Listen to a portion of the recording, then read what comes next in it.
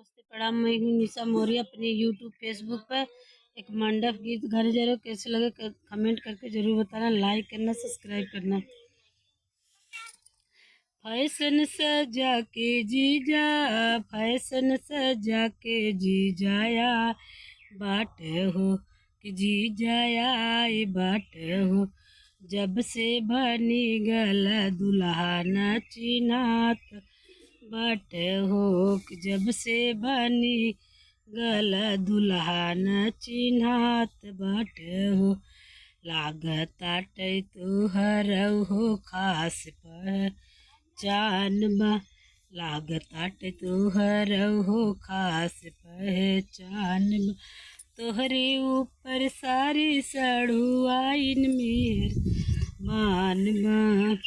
Fashion सजा के जीजा, फैशन सजा के जीजा आए बाट हो कि जब से बनी गला दुल्हा न चिन्हात बाट हो कि जब से बनी गला दुल्हा न चिन्हात बाट हो। लागताटे बाबूपुर में खास पहचान बा। तोहरे ऊपर सारी सड़ुआइन मेहरबान बा।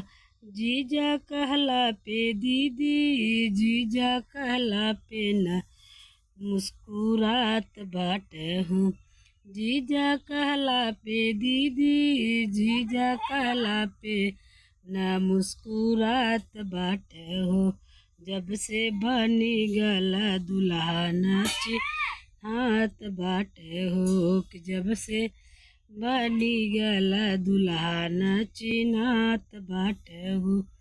फैशन सजा के जीजा, फैशन सजा के जीजा आई बाट हो कि जब से बनी गला दुल्हा न चिन्हात बाट हो कि जब से बनी गला दुल्हा न चिन्हात बाट हो।